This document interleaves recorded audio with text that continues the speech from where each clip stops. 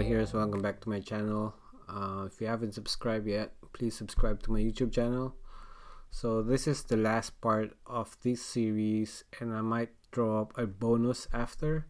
So on this tutorial, we're going to learn how to deploy our Django application to Heroku. So we're going to tweak it a little bit to make it productionized. So this is where we were at last time. So we're serving it locally from my machine.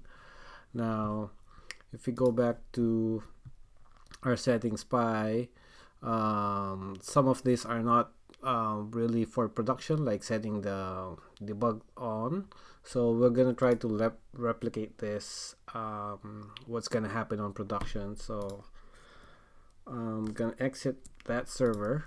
So first thing is I need to fix up the structure of my folder here.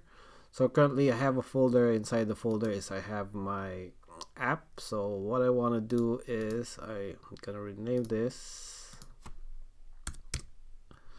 and move all of these one level up. So I'm gonna drag this and then I'm gonna remove this. Cool. Move to trash and cd ls. Yep. So I'm now one level up. What I want to do next is I want to try to install gunicorn. So with gunicorn, we're not going to use the default server that's being run locally when we're doing development. So back on my shell here, I'm going to say pip env install gunicorn.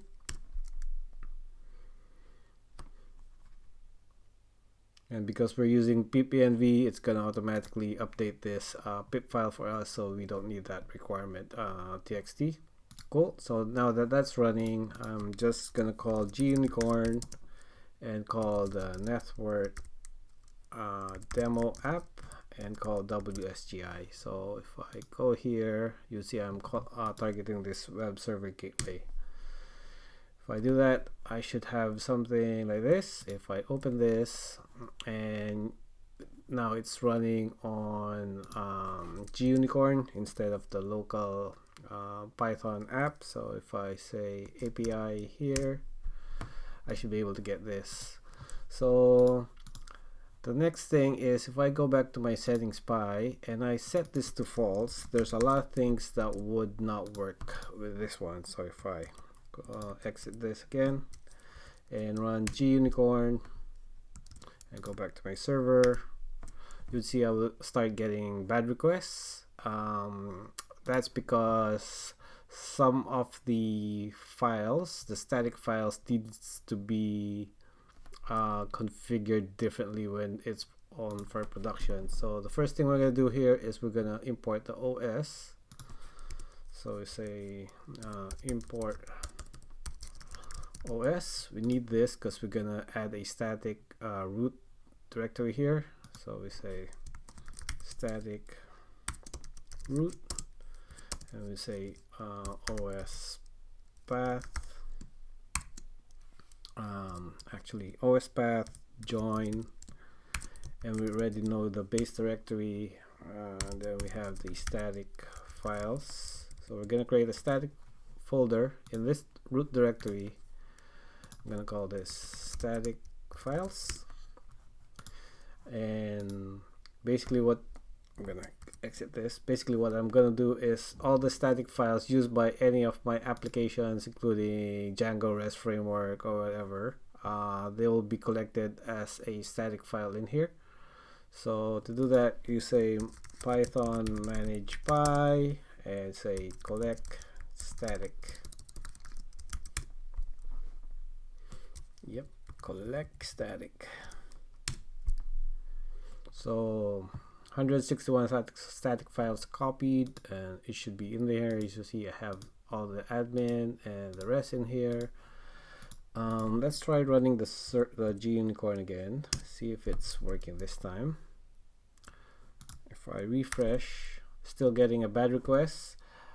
We might need to use another library called whitenoise, which would handle the routing of all this static files for us. So go back here on the middleware section. Actually, I need to install it first. So we go back to our shell and say ppnv install whitenoise.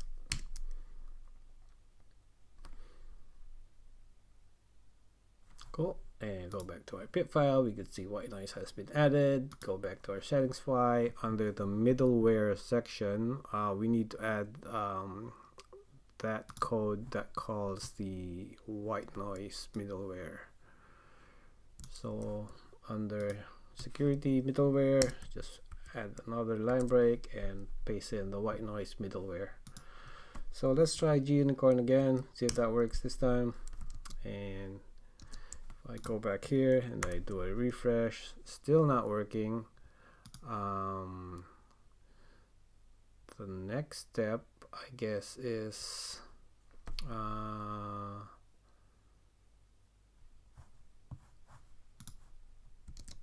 actually, I think it's because it's about the allowed host this time. So because we're set this as false, you need to specify the allowed host. So back here down under, oops, scroll back, where's that allowed host? Allowed host. So under here, for security, you need to specify the host. So 170.0.1, and I'm gonna escape and run it again. And if I run this, now I have it. So we have the application running with the setting as false.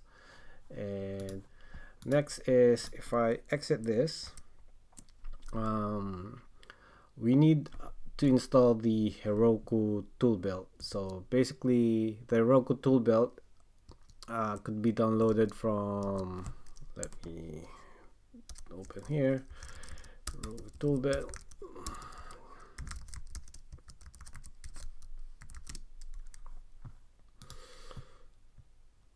So it could be downloaded using Homebrew. If you have Homebrew, just copy this line on your command line and say brew tap Heroku brew, and it would install Heroku for you. So once it's installed, I already have it installed, so I don't need to run this. I could say, just to be sure that's running, Heroku version. It would give me the local version of Heroku that I installed. So once you have Heroku installed, you could actually call Heroku local.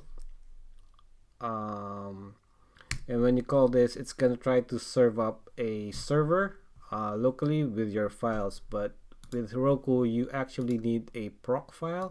So let me create a proc file here. And what we're going to say is we need a web dyno, and we're going to call the same gunicorn we've been calling and say net worth demo app and WGSI. Cool. So now if I run Heroku local, it's going to try to serve that file, but if you notice, it's listening on a different host. It's on 000. So going back to our allowed hosts, we need to update this and add 0.0.0.0. Cool. So let me exit that and run Heroku local again and open this. Now it's complaining not found. So if I go to API account here, you would see that it's serving it, and we can see this it's serving it from here, and I actually need to log in because our setting is authenticated. Cool. So we know that it's running locally, and if we try to deploy this to Heroku now, we would be sure that it would also work with the addition of adding the allowed hosts. So to create an app on Heroku, you just say Heroku create, and once it's created, it's gonna give you a URL for your application. So what you need to do is copy and add it on the allowed hosts. So once this is copied, we just need this, not the whole file, we just need this. Once we have this, you could now commit all your changes. So say git add, and when I actually did Heroku create, it added a remote for me. So I'm gonna show that to you in a minute. So I just say initial commit for Heroku. So it added all the files. If I go to git remote -v, you would see I have a new repo here. So to push my code, I simply just say git push Heroku master. And this is where the magic happens. It's gonna deploy our code to Heroku. So it's gonna go to the build pack and detect that our application is a Python application. First it checks for requirement, but since we're not using that, it looks for a pip file, and our pip file contains everything, the applications that we need to get this running. So it might take a while. Let's let it run, and I'll get back to it.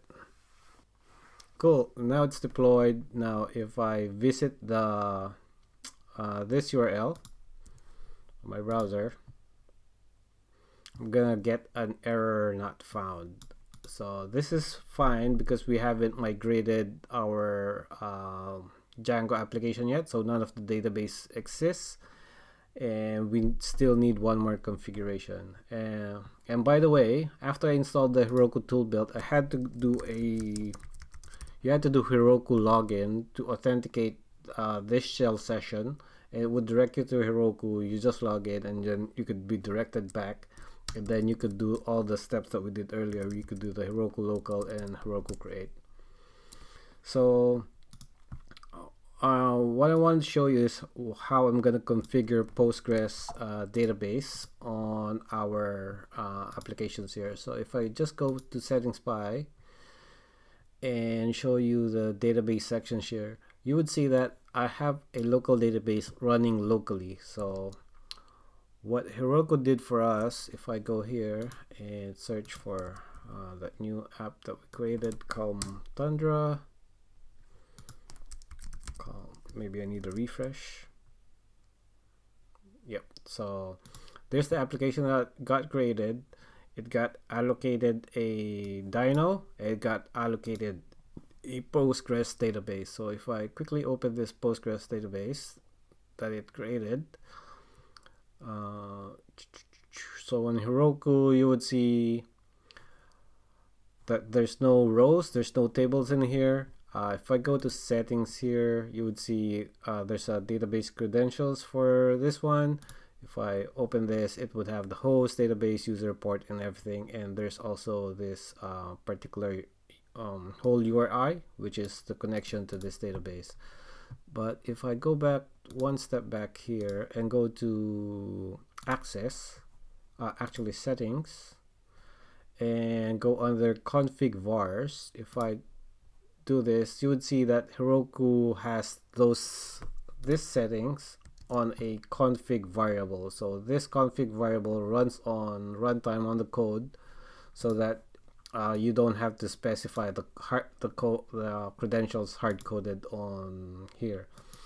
So we would need another tool called DJ URL, which would allow us to override this database. If we are running on Django, or I mean on Heroku, it would override it and set the database connection here.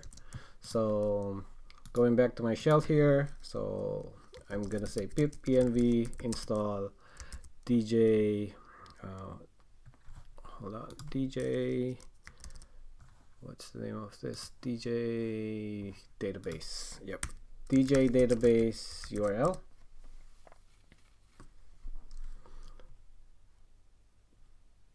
Cool. Once it's installed, check your pip file. You should have that DJ. Going back to here, so under databases, probably import it up here so it's cleaner. I'm gonna say import dj database URL. And going back here on the database section, we're gonna override that database default. First, let's create a variable, say db environment is equals to dj database URL config, say connection max age is 600, and next line is where we override the database. So database, for the default, we're gonna update it with the db environment that we just pulled up. Cool. So if I now do git add and git commit and say added dj database connector, and again deploy this, say git Heroku push master.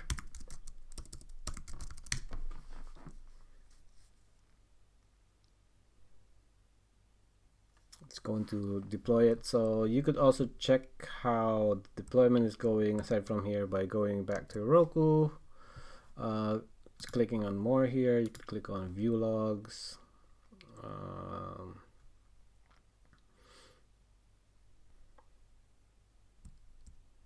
Cool. So it's saying it's starting, change up for started, and it created that process. Now it's running, almost running. Now it's deployed. Cool. So now that it's deployed, if I try to visit that same site, if I go here, you would still see that it says not found. This is because we haven't run the migrate yet. So there's two ways that you could do this. You could go here and click on run console, which would allow you to run script on this instance, or you could do it from this shell as well. So I'd rather do it here. I would say Heroku run and then call Python manage by and call migrate.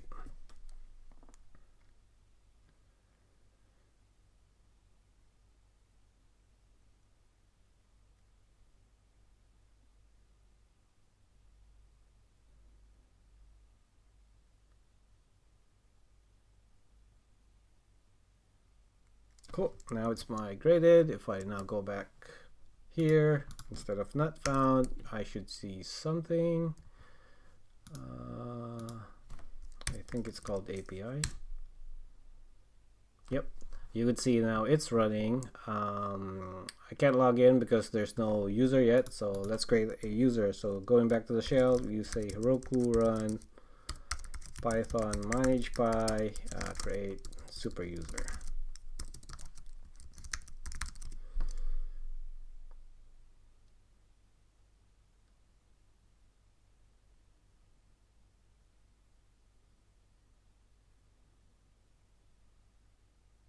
Cool. I'm gonna use the same user that I use for my iOS application.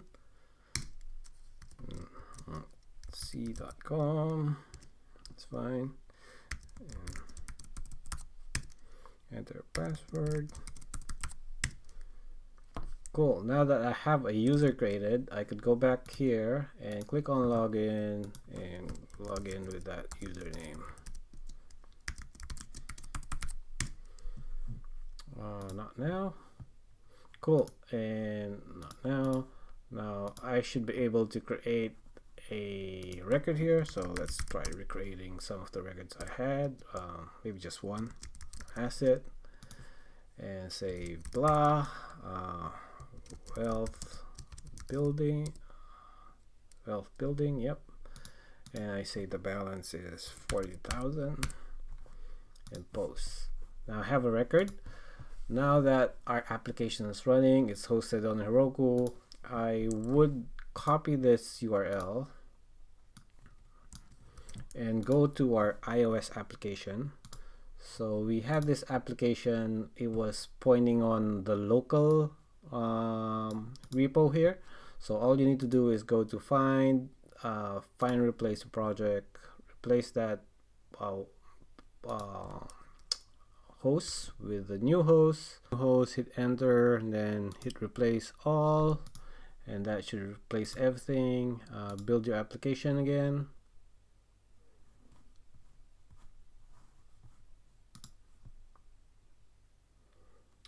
And it should pull up the data we just created, and edit should still work. Let's say 5 and save and go back, and still updated. So if I just quickly go back to database here, refresh, well, not that, go to account list. Yep, and it's updated. So there you go. So hopefully you found this useful. I know it's a bit long. Hit the comments below and I'll try to explain some of the concepts behind it. That's it for now. That's a wrap. Cheers. Bye for now.